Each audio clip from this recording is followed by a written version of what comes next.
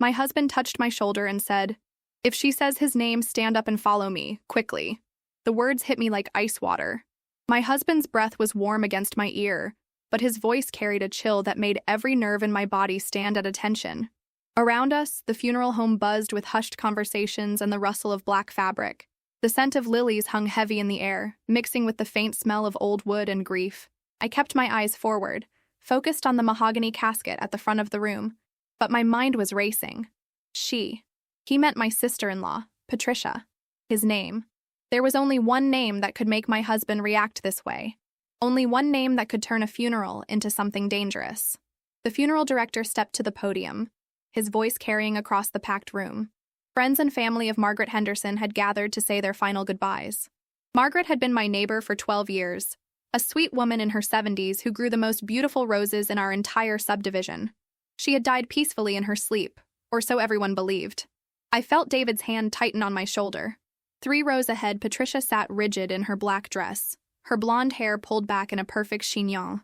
She looked like she always did at these gatherings, composed, elegant, the picture of suburban respectability. But I knew better. We both did. The funeral director began reading Margaret's obituary. Born in 1952 in Cleveland, Ohio. Moved to Phoenix in 1998 with her late husband Robert. 2 children, 4 grandchildren. A life lived quietly, surrounded by books and garden soil and Sunday morning coffee with friends. What he did not mention was that Margaret Henderson had been a very observant woman. She noticed things. She remembered details. She had a habit of watching from her kitchen window, particularly in the early morning hours when she could not sleep. Patricia shifted in her seat. I watched the back of her head, noting how she kept glancing toward the exit. David had noticed too. His thumb pressed gently against my collarbone, a signal we had developed over our 22 years of marriage. Be ready. The service continued with readings and remembrances. Margaret's daughter spoke about her mother's love of mystery novels and her uncanny ability to solve the plots before the final chapter. Her son shared memories of weekend fishing trips and her legendary chocolate chip cookies. Normal, beautiful memories of a normal, beautiful life. But nothing about this felt normal anymore. 3 months ago, Margaret had called me on a Tuesday morning. Her voice was different, shaky in a way I had never heard before. She wanted to know if I had time for coffee, said she needed to talk to someone about something she had seen, something that was keeping her awake at night. I had been busy that day, rushing to get ready for a work presentation. I told her we would catch up soon, maybe over the weekend. The weekend came and went, and I got caught up in my own life, my own problems. By the time I remembered to call her back, it was too late. Margaret died 4 days after that phone call. The coroner said it was a heart attack, natural causes. She was 71 years old, had been taking medication for high blood pressure. These things happen, they said. No need for an investigation. But David knew better.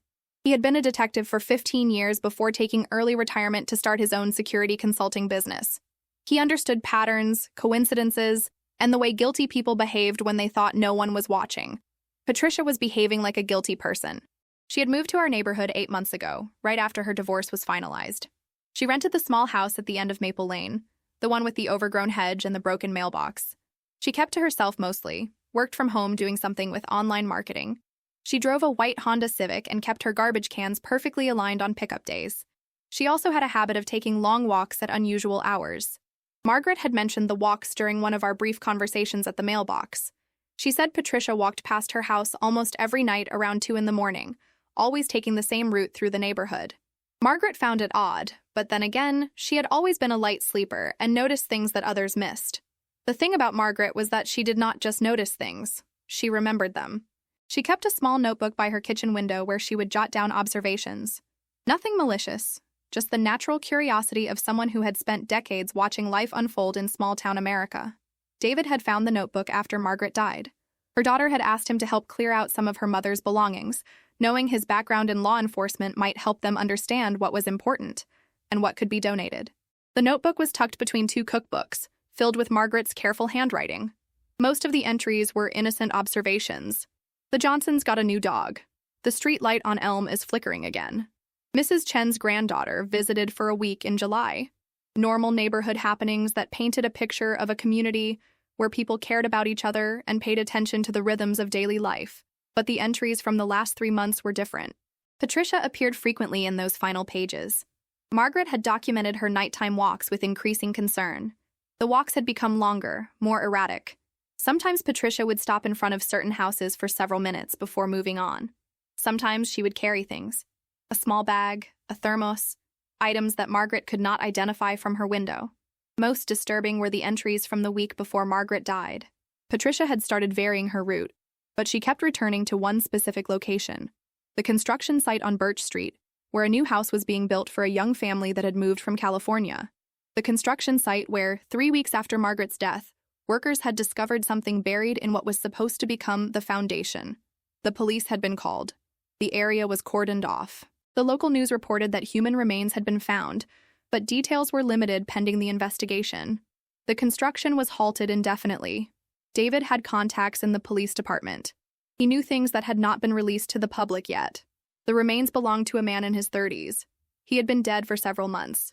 He had been reported missing from a town 200 miles away, where he had been involved in a bitter custody dispute with his ex-wife. His ex-wife, who had recently moved to Phoenix under her maiden name, Patricia Morrison. The funeral director was asking if anyone else wanted to share memories of Margaret. Patricia's shoulders tensed. She turned slightly, scanning the room, and for a moment her eyes met mine. There was something in her expression that made my stomach drop, a coldness that did not belong at a funeral, a calculation that had nothing to do with grief. David's grip on my shoulder tightened again. He had seen it too. Patricia stood up slowly, smoothing her black dress. She walked to the front of the room with measured steps, her heels clicking softly on the hardwood floor. She took her place at the podium and adjusted the microphone with steady hands. She began to speak about Margaret Henderson, her voice clear and composed. She talked about how welcoming Margaret had been when she moved to the neighborhood, how kind she had been to a newcomer trying to start fresh after a difficult divorce. She mentioned their brief conversations over the fence, Margaret's beautiful garden, her gentle smile. All of it was perfectly reasonable, perfectly normal. The kind of tribute you would expect from a neighbor who wanted to pay her respects. But I was watching David's face, and I could see the tension in his jaw. He was listening to more than just her words. He was listening to the spaces between them, the careful pauses, the slight emphasis on certain phrases. Patricia continued talking, and then she said something that made my heart stop. She mentioned how Margaret had been such a good friend to her during a difficult time in her life, how Margaret had been someone she could confide in, someone who understood what it was like to lose someone you loved, someone who knew how hard it could be to move on when the past kept trying to pull you back. And then, almost casually, she mentioned a name. The name my husband had been waiting for her to say. Michael. The moment the word left her lips, David's hand pressed firmly against my shoulder. I stood up as quietly as I could, my legs unsteady beneath me. David was already moving, his hand on the small of my back, guiding me toward the side exit of the funeral home. We moved through the crowd slowly, carefully, trying not to draw attention. David nodded politely at people we recognized, maintained the appearance of a couple stepping out for air or to take an important phone call. Nothing unusual, nothing that would make anyone remember us leaving. But my heart was pounding so hard I was sure everyone could hear it. Michael was the name of Patricia's ex-husband, the man who had been fighting her for custody of their 8-year-old daughter, the man who had disappeared 6 months ago while driving to meet Patricia for what was supposed to be a supervised visit exchange, the man whose remains had been found buried at the construction site on Birch Street. We reached the side door and stepped out into the Arizona heat. The sun was brutal even in late afternoon, the kind of dry heat that hit you like opening an oven door. David immediately pulled out his phone and started walking toward our car, parked in the shade of a mesquite tree at the far end of the parking lot. As we walked, he spoke quietly into the phone, his voice tense and urgent. He was calling Detective Rodriguez, one of his former colleagues who was working the case. He needed to report what had just happened, needed to make sure that Patricia was being watched, that someone was paying attention to what she had just revealed. Because what she had just done was confess.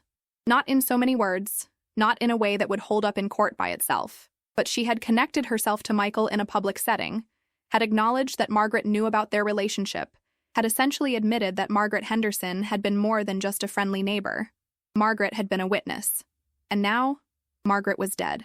We reached our car and David quickly unlocked the doors. As I slid into the passenger seat, I looked back toward the funeral home. Through the large windows, I could see Patricia still standing at the podium. She was looking directly at us, even though she was still speaking to the crowded room.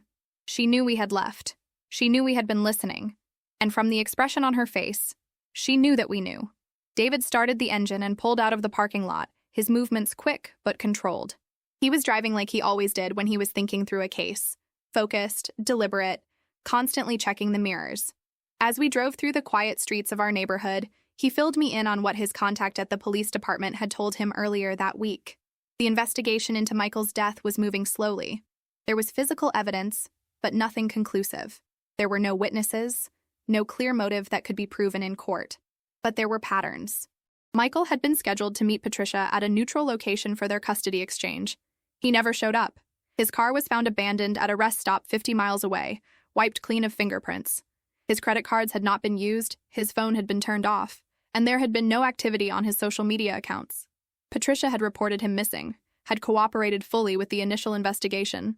She had seemed genuinely concerned, had even hired a private investigator to help search for him. She had appeared to be a worried ex-wife, desperate to find the father of her child. But she had also moved to Phoenix 3 weeks after he disappeared.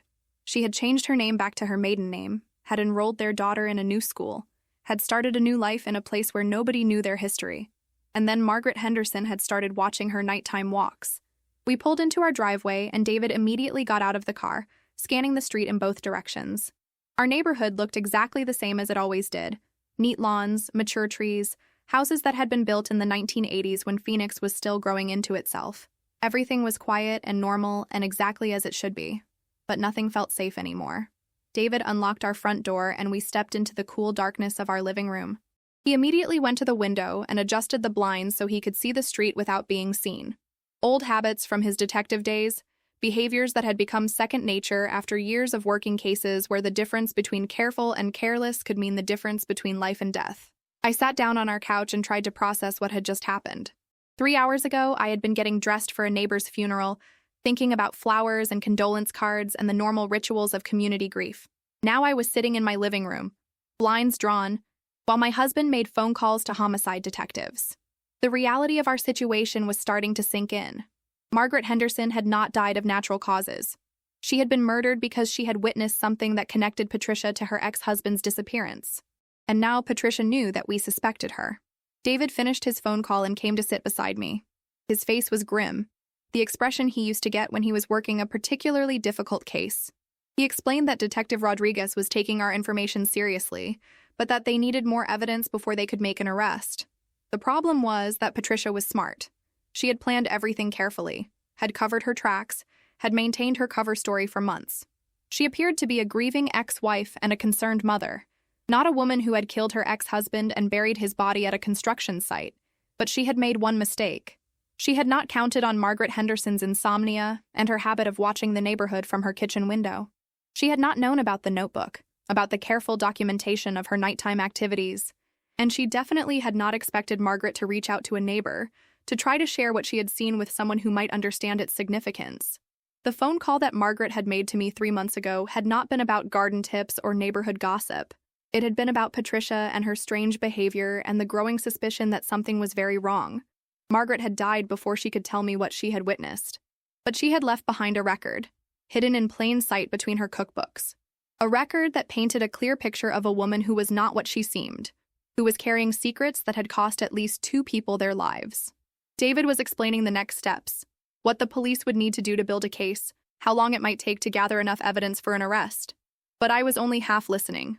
I was thinking about Patricia's face when she had looked at us through the funeral home window, about the coldness in her eyes and the calculation in her expression. She knew we were a threat to her now. She knew that we had connected the pieces, that we understood what she had done. And if she had been willing to kill Margaret Henderson to protect her secrets, what would she be willing to do to protect herself from us? The sun was setting outside our living room window, casting long shadows across our street.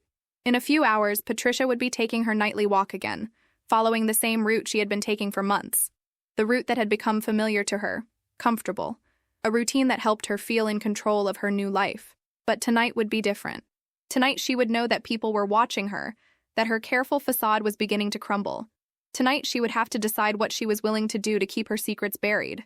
David was still talking, but I was no longer listening. I was thinking about Margaret Henderson and her notebook full of observations, about Michael Morrison and his fight for custody of his daughter, about all the small details that had seemed innocent at the time, but had taken on a sinister meaning once you understood the bigger picture. And I was thinking about Patricia, alone in her rented house at the end of Maple Lane, planning her next move in a game where the stakes kept getting higher and the margin for error kept getting smaller. The game was far from over. In fact, it was just beginning. Outside, the neighborhood settled into its evening rhythm. Sprinklers turned on across manicured lawns, creating the familiar sound of water hitting concrete and grass. The Johnsons walked their golden retriever past our house, the same route they had taken every evening for the past 5 years. Mrs. Chen's granddaughter rode her bicycle in careful circles in the driveway, her training wheels clicking against the pavement. Everything looked normal, peaceful, safe, but I knew that somewhere in this picture of suburban tranquility, a killer was planning her next move. David finished his call with Detective Rodriguez and immediately dialed another number. This time he was calling his former partner, Detective Sarah Chen, who specialized in domestic violence cases. If Patricia had killed her ex-husband, there would be a history of escalation, warning signs that investigators might have missed during the initial missing person investigation. While he talked, I found myself walking to our kitchen window, the same window where Margaret Henderson had spent so many sleepless nights documenting the strange behavior of her new neighbor. From here, I could see down Maple Lane to the house Patricia was renting. The white Honda Civic was parked in the driveway, and there were lights on in what appeared to be the living room. I wondered what she was doing right now. Was she packing? Preparing to run before the police could build their case against her? Was she destroying evidence, burning documents, or wiping down surfaces? Or was she simply sitting in her living room, watching the news and planning how to eliminate the witnesses who threatened her carefully constructed new life? The thought sent a chill down my spine. David and I were those witnesses now. We had connected the dots between Margaret's death and Michael's disappearance. We had seen Patricia's reaction when she mentioned his name at the funeral. We knew too much. And she knew that we knew. David hung up the phone and came to stand beside me at the window. Detective Chen had confirmed what we suspected. There had been a history of domestic violence in Patricia and Michael's marriage. Multiple police reports filed and withdrawn, a restraining order that had been requested but never granted, a pattern of escalating behavior that child services had documented during their custody evaluation. Michael Morrison had not been a perfect man, but he had been fighting for his daughter. He had been trying to protect her from a mother whose behavior had become increasingly erratic and dangerous. The custody battle had been bitter and public, played out in family court with accusations and counter-accusations that painted a picture of a marriage that had dissolved into something toxic and frightening. Patricia had been losing that battle. The court-appointed psychologist had recommended that custody be transferred to Michael, with Patricia receiving only supervised visitation. The final hearing had been scheduled for the week after Michael disappeared. Instead of facing the possibility of losing her daughter, Patricia had eliminated the problem permanently. But Michael's disappearance had not solved her custody issues. His family had hired lawyers, had petitioned the court to grant them temporary guardianship until Michael could be found. Patricia had been forced to fight a new battle, this time against grandparents who suspected she knew more about their son's disappearance than she was admitting. So she had run, changed her name, moved across state lines, enrolled her daughter in a new school under false pretenses. She had reinvented herself as a grieving single mother, a woman trying to start fresh after a tragic loss. It might have worked, if not for Margaret Henderson's insomnia and her habit of watching the world from her kitchen window. David was explaining what Detective Rodriguez had told him about the investigation timeline. The physical evidence from the construction site was still being processed, but preliminary results suggested that Michael had been dead for approximately 6 months. The body had been buried carefully, wrapped in plastic and lime to accelerate decomposition. Someone had planned this murder meticulously, had thought through every detail except for the possibility that construction would begin on that lot sooner than expected. The discovery of the body had been accidental. Workers digging the foundation had hit something that should not have been there. What was supposed to be a routine construction project had become a crime scene, and Patricia's carefully planned cover-up had begun to unravel. But she still had advantages. The physical evidence was circumstantial. The timeline was approximate. There were no witnesses to the actual murder, no clear proof that she had been the one to bury the body at the construction site, except for Margaret Henderson's notebook. Margaret had documented Patricia's nighttime visits to that exact location.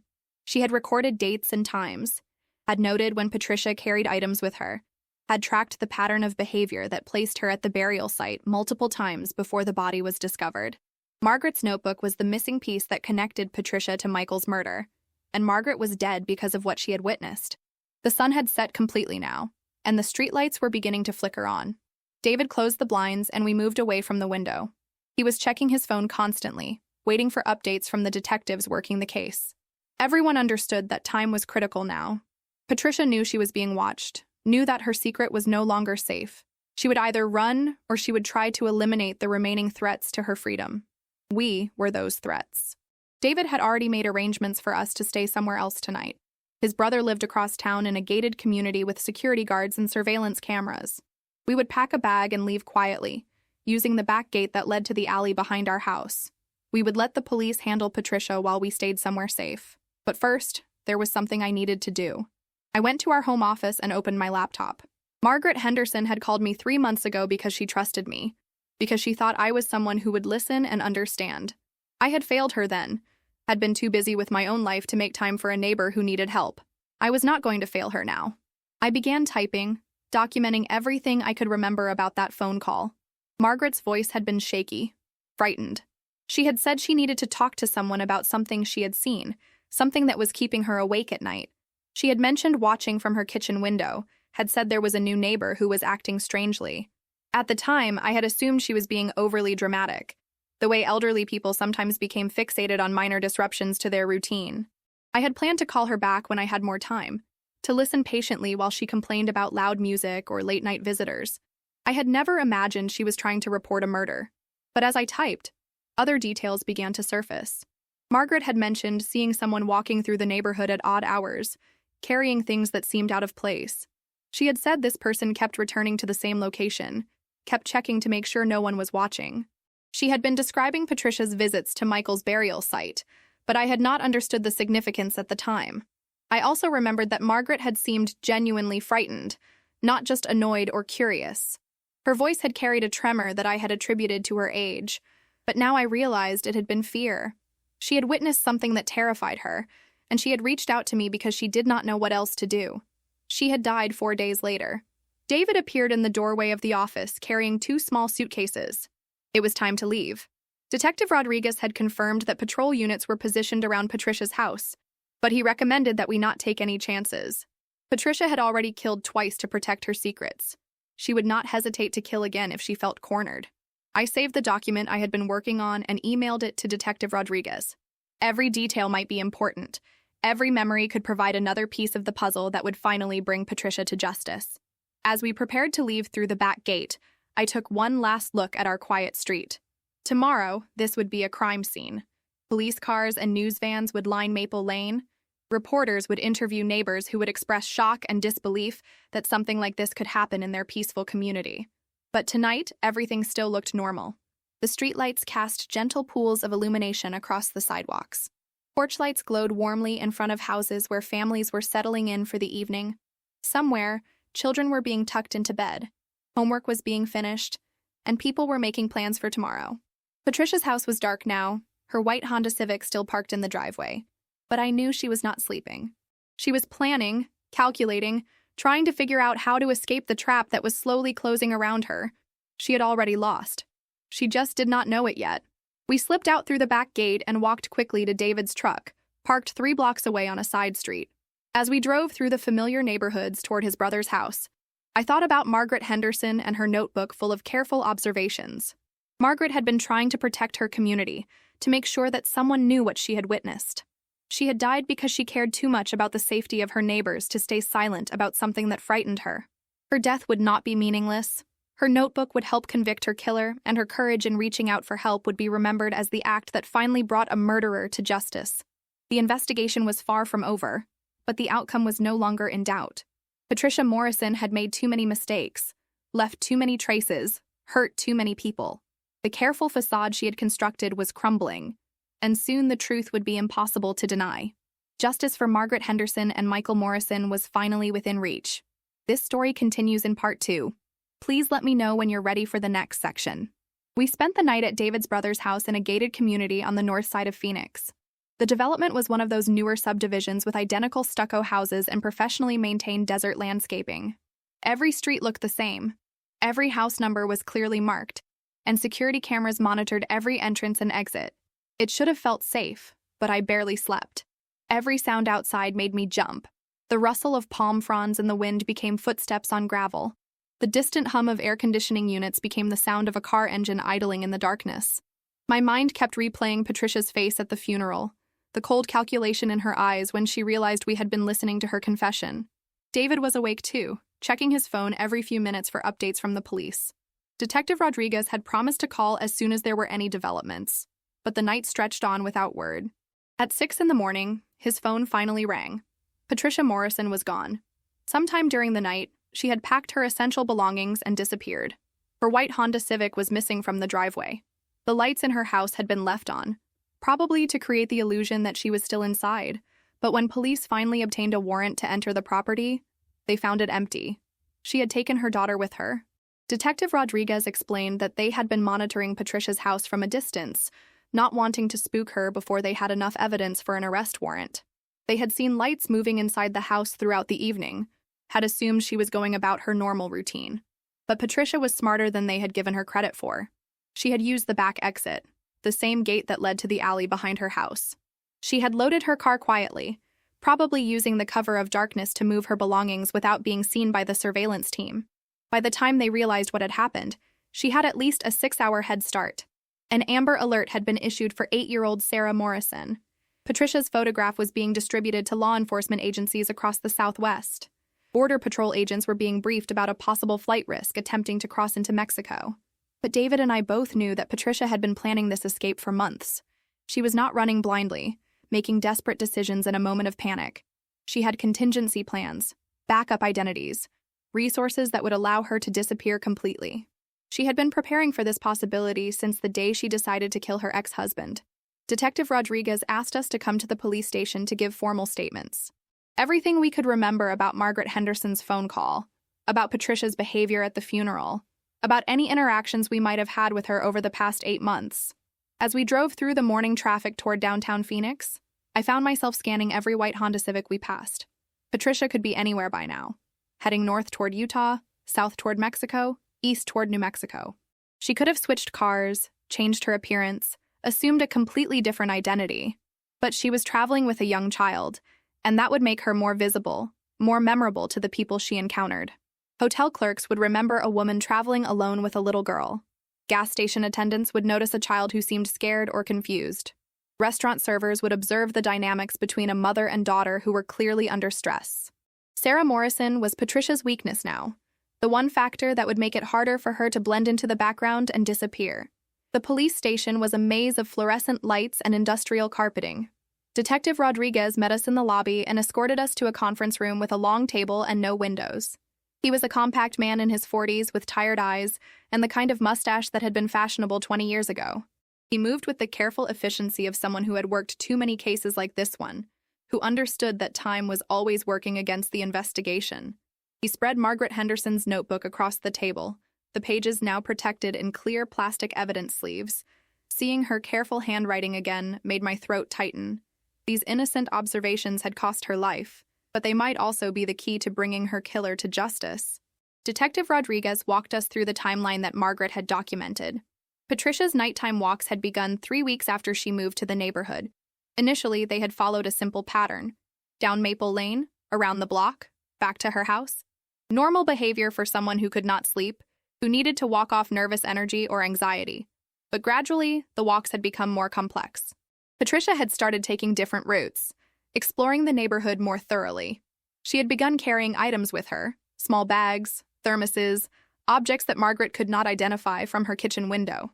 Most significantly, she had started making regular stops at the construction site on Birch Street. Margaret had documented 17 separate visits to that location over a 2-month period. She had noted that Patricia would spend anywhere from 15 minutes to an hour at the site, always arriving after midnight, always leaving before dawn. What Margaret had been witnessing was Patricia checking on her ex-husband's grave, making sure the burial site remained undisturbed, monitoring the construction schedule to ensure the body would not be discovered prematurely. But Margaret had also documented something else, something that made Detective Rodriguez lean forward in his chair as he explained its significance. Patricia had not been making these visits alone. In her final entries, Margaret had noted that Patricia was sometimes accompanied by a small figure during her nighttime walks, a child who stayed close to her side, who seemed to follow her instructions without question. Patricia had been bringing her daughter to visit her father's grave. The implications of this detail were staggering. Sarah Morrison was not just an innocent victim caught up in her mother's crimes. She was a witness. She knew where her father was buried. She had been present during some of Patricia's most incriminating behavior. An 8-year-old child had been forced to participate in covering up her own father's murder. Detective Rodriguez explained that this changed the dynamic of the search significantly. Patricia was not just a fleeing suspect now. She was a woman traveling with a child who posed an enormous threat to her freedom.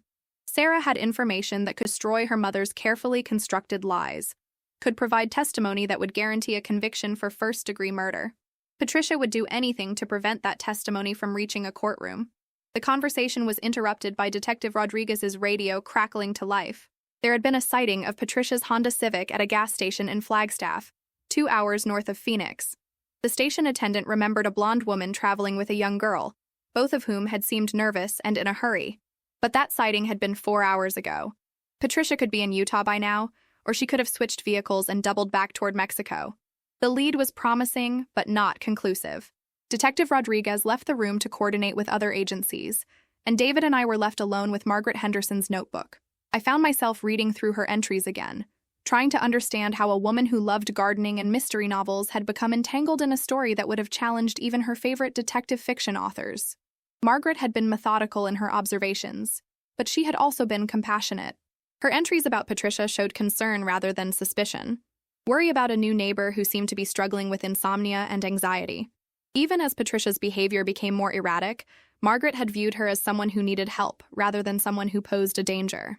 It was only in her final week that Margaret's tone had shifted from concern to fear.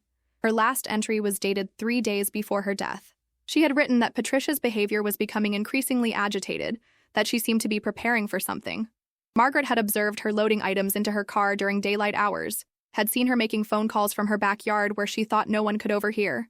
Margaret had also noted that Patricia had started paying more attention to the other houses in the neighborhood, walking slowly past windows, seeming to observe who was home and who was away during different times of day. She had been conducting surveillance on her neighbors, trying to determine who might have witnessed her nighttime activities, and she had identified Margaret Henderson as a threat. The final line in Margaret's notebook was a reminder to herself to call me the next morning. She had written my name and phone number, had planned to share her concerns with someone who might understand their significance. She had died before she could make that call.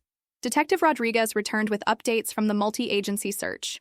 Patricia's credit cards had not been used since yesterday afternoon, suggesting she was operating on cash. Her cell phone had been turned off, making it impossible to track her location through GPS. But there had been another development that changed everything.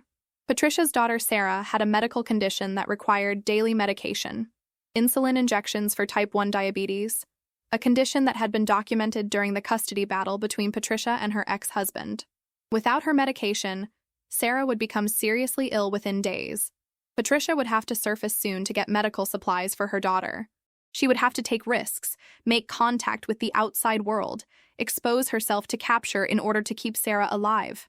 Unless she had already decided that her daughter was more of a liability than an asset. The thought was too horrible to contemplate, but Detective Rodriguez's expression suggested he was considering the same possibility. A woman who had killed her ex-husband and an elderly neighbor to protect her secrets might be capable of anything if she felt cornered. Sarah Morrison was running out of time. Detective Rodriguez asked us to return home and resume our normal routines, but to remain vigilant and report anything unusual immediately. Patricia knew where we lived, knew that we posed a threat to her freedom. If she was desperate enough, she might try to eliminate the witnesses who could connect her to Margaret Henderson's murder. The drive back to our neighborhood felt surreal.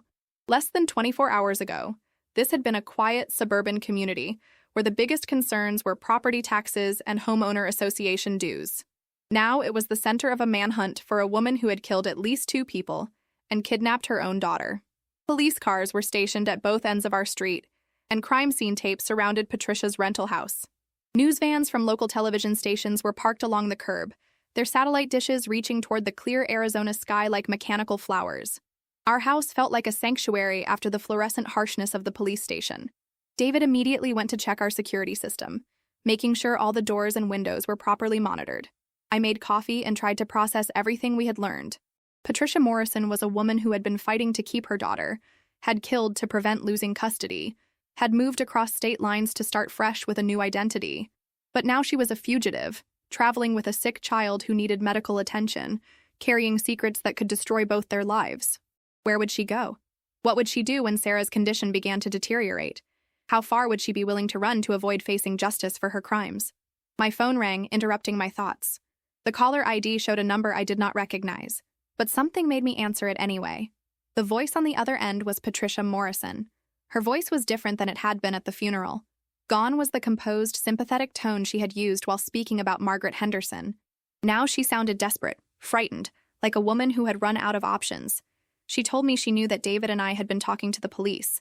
She said she understood that we thought we were doing the right thing, but that we did not understand the whole situation. I gestured frantically to David, who immediately picked up the extension and began signaling to someone, probably trying to get the call traced. Patricia continued talking, her words coming faster now. She said that Michael had been abusive, that he had threatened to take Sarah away from her permanently. She claimed that his death had been self-defense, that she had only been trying to protect herself and her daughter. She said that Margaret Henderson had been trying to blackmail her, had demanded money in exchange for keeping quiet about what she had witnessed. She insisted that Margaret's death had been an accident, that she had only meant to frighten her into silence. None of it was true, but Patricia was building a narrative that might create reasonable doubt in the mind of a jury. She was already preparing her defense, crafting a story that painted her as a victim rather than a predator. But then she said something that made my blood run cold. She told me that Sarah was getting sick, that she needed her medication soon. She said that she wanted to bring her daughter home safely, but that she could not do that if she was going to be arrested the moment she showed her face. She was proposing a trade. She would return Sarah to safety, would make sure her daughter received the medical attention she needed. In exchange, David and I would retract our statements to the police, would claim that we had been mistaken about what we had heard at the funeral. She was asking us to let her escape justice in exchange for her daughter's life. The line went quiet for a moment, and I could hear Sarah's voice in the background. She was asking for water, complaining that she did not feel well. She sounded scared and confused, like a little girl who did not understand why her mother had taken her away from everything familiar. Patricia came back on the line, her voice now carrying a subtle threat. She reminded me that she knew where we lived, knew our routines, knew that the police could not protect us forever. She suggested that it would be better for everyone if we could reach an understanding, could find a solution that worked for all parties involved. She was threatening us while simultaneously asking for our help. David had been writing notes throughout the conversation, communicating with someone on his cell phone while staying silent on the extension. Now he held up a piece of paper with a single word written on it: stall. I took a deep breath and told Patricia that I needed time to think about her proposal, that this was not a decision I could make impulsively. I asked her where she and Sarah were staying, whether they had somewhere safe to spend the night. She laughed, a sound that held no humor at all. She said that safety was relative, that nowhere was truly safe when you were running from people who wanted to destroy your life. But she also said something that gave away more than she intended. She mentioned that Sarah had been asking about her toys, about when they could go home to their house in Phoenix. She said that it was hard to explain to a child why they had to keep driving, why they could not stop and rest. She was still in Arizona, probably somewhere within a few hours of Phoenix. She had not made it to Utah or Mexico as the police had suspected. She was hiding somewhere close by, trying to figure out her next move. I told her I would call her back in 2 hours with an answer to her proposal. She gave me a different phone number, probably a disposable cell phone she had purchased with cash. Then she hung up without saying goodbye. David was already on his phone with Detective Rodriguez, relaying the details of the conversation. The police would try to trace the call, would analyze the background sounds for clues about Patricia's location. They would also coordinate with hospitals and pharmacies throughout the region, watching for anyone trying to obtain insulin for a diabetic child. But we both knew that Patricia was running out of time and options. Sarah's condition would force her to take risks, to expose herself in ways that might lead to her capture. The question was whether she would surrender peacefully or whether she would do something desperate to avoid arrest. The stakes had never been higher, and the window for a safe resolution was closing rapidly. 2 hours later, I called Patricia back. I told her that David and I had discussed her proposal, that we understood her situation, and wanted to help her daughter. I said that we would be willing to reconsider our statements to the police, but that we needed assurance that Sarah would receive immediate medical attention. Patricia's voice was more strained now. She said that Sarah was getting worse, that she had been vomiting and complaining of dizziness. She knew her daughter needed professional medical care, but she was afraid to take her to a hospital where she might be recognized. I suggested a compromise. There was a small urgent care clinic on the outskirts of Phoenix, a place that served mainly undocumented immigrants and people without insurance. The staff there were accustomed to treating patients who paid cash and did not ask questions about identification. Patricia could take Sarah there for treatment, while David and I met with Detective Rodriguez to discuss modifying our statements. It would give her time to get her daughter the help she needed while creating an opportunity for negotiation. Patricia was quiet for a long moment, considering the proposal. Finally, she agreed to meet at the clinic in 1 hour. But I knew she was walking into a trap. Detective Rodriguez had been listening to our conversation, had officers positioned around the clinic before Patricia's call had even ended. Medical personnel were standing by to treat Sarah as soon as she arrived. Social workers were prepared to take custody of the child while Patricia was arrested. It was the right thing to do, the only way to ensure that Sarah received the medical attention she desperately needed. But I felt sick about deceiving a mother who was trying to protect her daughter, even though that same mother had committed multiple murders to cover up her crimes. The moral complexities of the situation were overwhelming. Patricia Morrison was a killer who had destroyed multiple lives to protect her secrets, but she was also a mother who was watching her daughter suffer, who was willing to risk capture to save the child she loved. The next hour would determine whether this story ended with justice served or with another tragedy added to an already devastating situation. As we drove toward the urgent care clinic, I thought about Margaret Henderson and her notebook full of careful observations. She had tried to protect her community by documenting suspicious behavior, had reached out for help when she realized she had witnessed something dangerous. Her courage had set in motion a chain of events that was about to bring a killer to justice and save an innocent child's life. Margaret's death had not been meaningless after all.